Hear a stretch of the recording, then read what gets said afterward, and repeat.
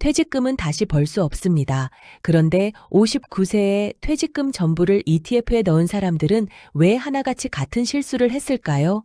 이건 투자 이야기가 아니라 퇴직 직후 심리에 대한 이야기입니다. 59세 남성 한 분의 이야기입니다. 평생을 한 회사에서 일했습니다. 출근은 습관처럼 했고 야근도 당연한 것처럼 받아들였습니다.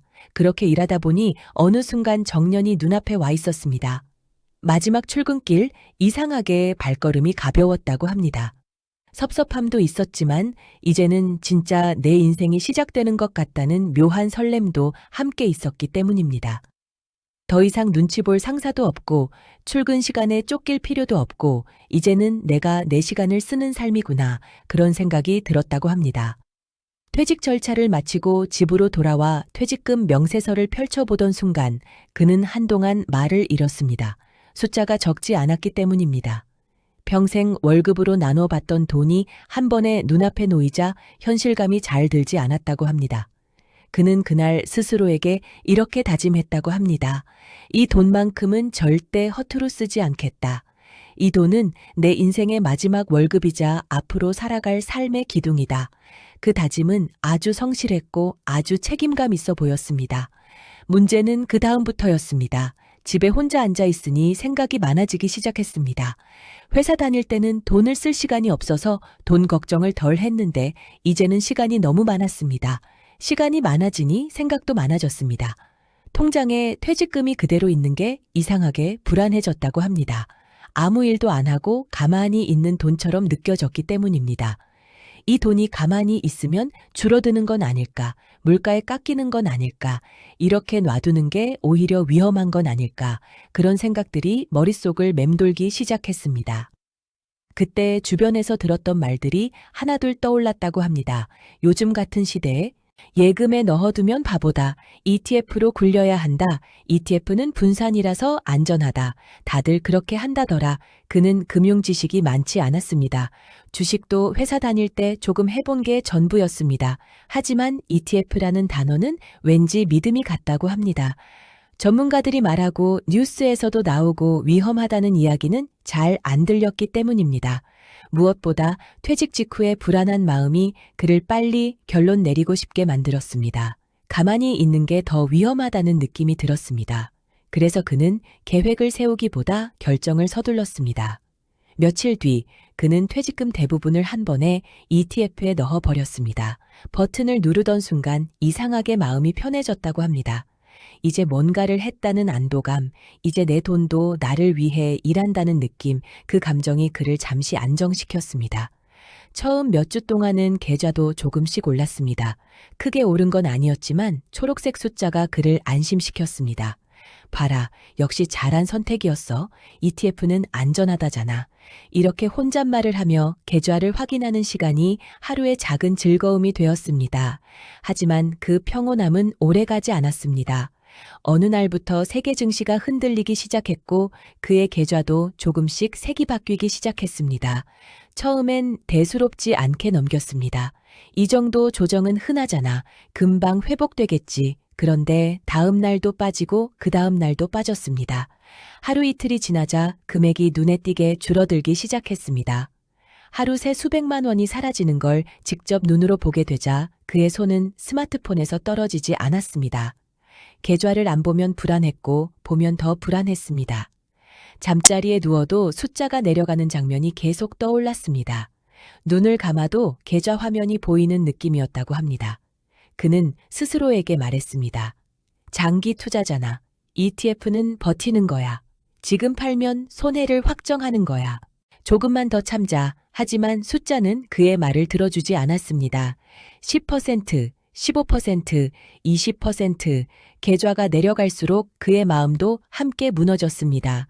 그는 결국 6달 만에 ETF를 모두 정리했습니다. 버틴다고 버텼지만 그의 마음이 먼저 한계에 도달했습니다. 남은 건 퇴직금의 절반과 깊은 후회뿐이었습니다. 그는 나중에 이렇게 말했습니다.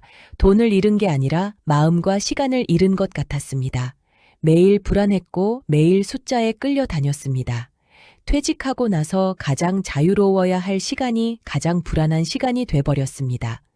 이 이야기가 특별한 이유는 이 사람이 무모했기 때문이 아닙니다.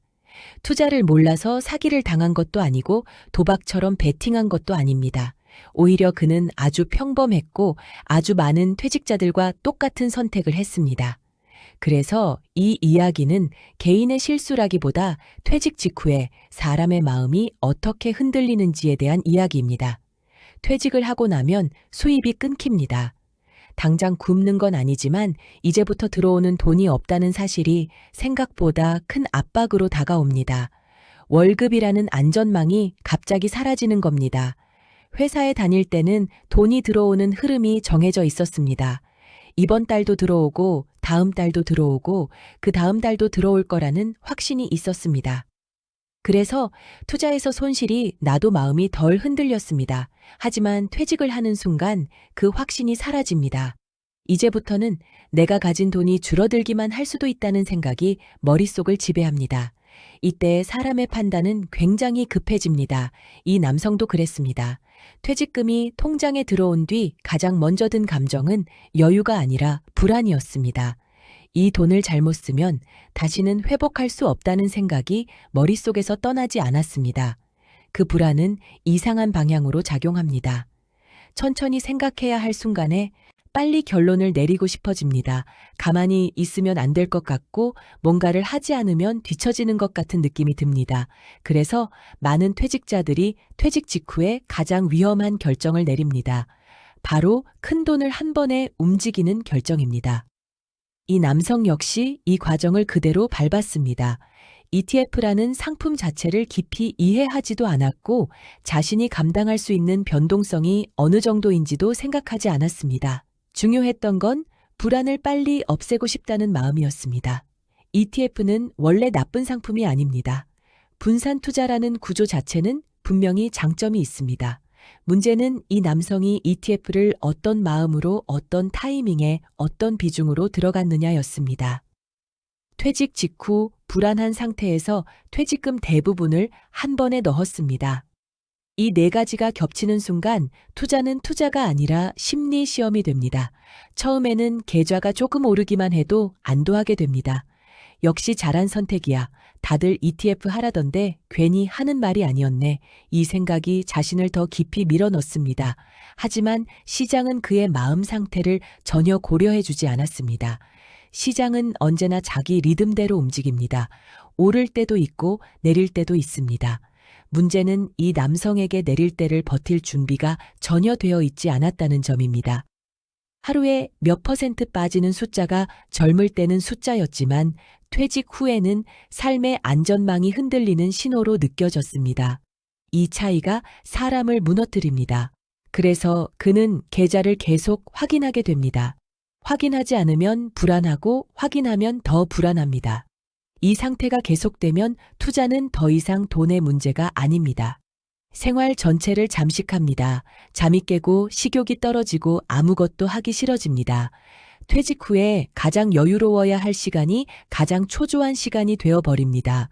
이 남성은 버티려고 했습니다. 주변에서 말하던 장기 투자라는 말을 붙잡으려고 했습니다. 하지만 장기 투자는 마음이 준비된 사람만이 할 수 있는 선택입니다. 퇴직 직후의 마음은 장기를 견디기에 너무 불안정합니다. 특히 전액 투자라면 더 그렇습니다. 손실이 날 때마다 도망칠 수 있는 출구가 없기 때문입니다. 결국 그는 손실을 확정했습니다. 버티는 것보다 더 이상 버티지 못하는 마음이 그를 먼저 무너뜨렸습니다. 그리고 그 순간에야 그는 깨닫기 시작했습니다. 문제는 ETF가 아니었구나. 문제는 시장이 아니었구나. 문제는 내가 이 돈을 어떤 의미로 바라봤느냐였구나. 퇴직금은 불릴 돈이라고 생각했지만 사실은 지켜야 할 돈이었습니다. 도전할 자본이 아니라 삶을 지탱할 기둥이었습니다. 이 깨달음은 그에게 큰 충격이었습니다. 왜냐하면 그동안 누구도 이렇게 말해주지 않았기 때문입니다. 다들 수익 이야기만 했지 마음 이야기는 하지 않았습니다. 그는 모든 투자를 멈췄습니다. 손실을 본 뒤 몇 달 동안 아무것도 하지 않았습니다. 그 시간 동안 자신에게 계속 질문을 던졌습니다. 나는 왜 이렇게 불안했을까? 나는 왜 빨리 결론을 내리고 싶었을까? 나는 정말 돈을 불리고 싶었던 걸까? 아니면 불안을 피하고 싶었던 걸까? 이 질문에 대한 답은 의외로 단순했습니다. 그는 돈을 벌고 싶었던 게 아니라 불안하지 않고 싶었던 겁니다. 그 사실을 인정하는 데까지 꽤 오랜 시간이 걸렸다고 합니다. 이 깨달음 이후에야 그는 처음으로 자산을 다시 바라보기 시작했습니다. 얼마를 벌 수 있는지가 아니라 얼마를 잃지 않아야 하는지, 얼마나 오래 마음 편히 살 수 있는지가 기준이 되기 시작했습니다. 그는 그제서야 자산을 숫자가 아니라 구조로 보기 시작했습니다. 얼마를 벌 수 있느냐가 아니라 이 돈이 내 삶을 얼마나 오래 지탱해 줄 수 있느냐를 생각하기 시작했습니다. 그래서 가장 먼저 한 일은 돈을 굴리는 방법이 아니라 돈을 나누는 방법을 바꾸는 것이었습니다. 그는 남아있는 자산을 세 덩어리로 나눴습니다. 첫 번째는 생활비였습니다. 앞으로 1년 동안 쓸 돈, 이 돈만큼은 절대 투자하지 않기로 했습니다. 은행 통장에 그대로 두었습니다. 수익은 없었지만 그는 이 통장을 보며 이렇게 생각했다고 합니다. 최소 1년은 아무 일 없이 살아갈 수 있다. 이 생각 하나가 그의 마음을 놀라울 정도로 편하게 만들었습니다. 불안은 대부분 지금 당장 무너질 수 있다는 생각에서 옵니다.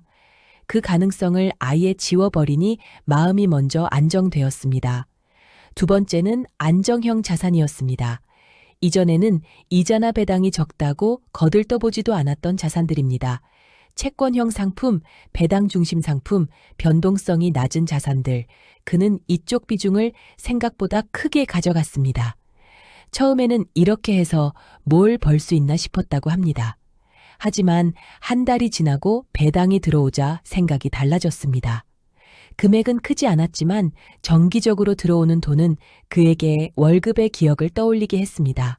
한 달에 몇만 원, 많아야 몇십만 원이었지만 그 돈이 그에게는 수익이 아니라 안정감이었습니다. 아, 완전히 끊어진 게 아니구나. 돈의 흐름이 아직 살아있구나.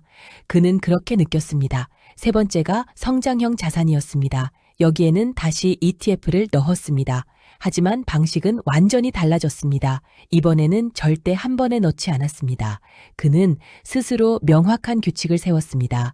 한 달에 한 번 정해진 금액만 시장이 오르든 내리든 같은 방식으로 가격을 예측하지 않고 감정을 개입시키지 않는 방식이었습니다. 떨어질 때는 이제 덜 무서웠습니다. 왜냐하면 생활비도 있고 안정자산도 있고 지금 당장 쓰지 않아도 되는 돈이라는 확신이 있었기 때문입니다. 그는 처음으로 시장과 거리를 두고 투자를 할 수 있게 되었습니다. 그와 동시에 그는 계좌를 보는 횟수를 줄이기 시작했습니다. 예전에는 하루에도 몇 번씩 계좌를 들여다봤습니다. 이제는 한 달에 한 번만 봅니다. 그 이상 보면 오히려 판단이 흐려진다는 걸 몸으로 배웠기 때문입니다. 그는 이렇게 말했습니다.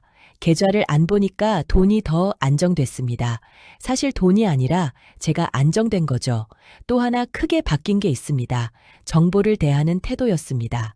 이전에는 경제 뉴스, 유튜브, 커뮤니티 글을 하루 종일 보며 불안을 키웠습니다. 이제는 하루에 10분만 요약 뉴스만 봅니다. 그는 말했습니다. 뉴스를 덜 보니까 시장이 덜 무섭더라고요. 시장은 원래 항상 흔들리는데 제가 그걸 너무 가까이서 보고 있었던 겁니다. 그는 그제서야 공부를 시작했습니다. 수익을 더 내기 위한 공부가 아니라 잃지 않기 위한 공부였습니다. ETF가 어떻게 구성되는지, 채권이 왜 안정적인지, 분산이 왜 중요한지 천천히 이해하기 시작했습니다. 공부를 하면서 그는 또 하나를 깨달았습니다. 자신은 투자를 몰라서 실패한 게 아니라 자기 상태를 모르고 투자를 했다는 사실이었습니다. 퇴직 직후의 마음은 결코 공격적인 결정을 감당할 수 있는 상태가 아닙니다. 그 시기는 버는 시기가 아니라 지키는 시기입니다. 그걸 너무 늦게 깨달았다는 게 그의 가장 큰 아쉬움이었습니다. 시간이 지나면서 그의 자산은 천천히 안정됐습니다. 큰 수익은 없었지만 큰 손실도 없었습니다. 무엇보다 그의 일상이 달라졌습니다. 아침에 눈을 뜨면 계좌부터 보지 않았습니다. 가벼운 산책을 하고 커피를 마시며 책 몇 장을 넘겼습니다. 돈이 하루의 기분을 결정하지 않게 되자 삶의 속도가 눈에 띄게 느려졌습니다. 그는 말했습니다. 퇴직 후 가장 중요한 건 수익률이 아니라 수면이라고요. 잠이 편하면 그게 제일 큰 수익입니다. 이제 그는 주변 사람들에게 이야기를 해줍니다. ETF가 나쁘다는 말이 아닙니다. 퇴직금 전부를 한 번에 넣는 게 위험하다는 말입니다. 퇴직금은 모험 자금이 아닙니다. 다시 벌 수 없는 돈이고 한 번 흔들리면 마음부터 무너지는 돈입니다. 그래서 구조가 먼저입니다. 수익은 그 다음 문제입니다. 그는 마지막으로 이렇게 말했습니다. 저는 잃고 나서 배웠습니다. 하지만 이 이야기를 듣는 분들은 잃지 말고 먼저 배우셨으면 합니다. 그는 이제 돈 이야기를 할 때 수익부터 말하지 않습니다. 먼저 이런 질문을 던집니다. 이 돈이 내 하루를 흔들지 않게 해주는가? 그 질문에 예라고 대답할 수 있는 구조가 그에게는 가장 중요해졌습니다. 그래서 그는 자산을 관리한다기보다 삶의 리듬을 관리한다고 말합니다. 예전에는 시장에 따라 하루 기분이 바뀌었습니다. 오르면 괜히 자신감이 생기고 내리면 아무 일도 하기 싫어졌습니다. 그런데 지금은 시장이 흔들려도 그의 하루는 크게 흔들리지 않습니다. 왜냐하면 그는 이미 알고 있기 때문입니다. 이 돈은 오늘 쓰는 돈이 아니고 내일 당장 필요한 돈도 아니며 내 삶 전체를 한 번에 걸어야 할 돈도 아니라는 것을 그는 퇴직금에 대해 이렇게 정의했습니다. 퇴직금은 한 방을 노리는 돈이 아니라 넘어지지 않게 붙잡아주는 손잡이다. 그래서 그는 절대 다시는 퇴직금 전부를 하나의 선택에 걸지 않겠다고 말합니다. ETF든 부동산이든 어떤 상품이든 그 자체보다 중요한 건 그걸 받아들이는 자기 상태라는 걸 알게 됐기 때문입니다. 특히 퇴직 직후.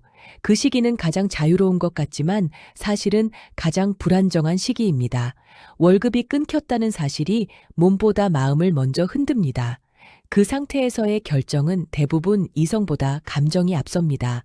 그는 그때를 떠올리며 이렇게 말합니다.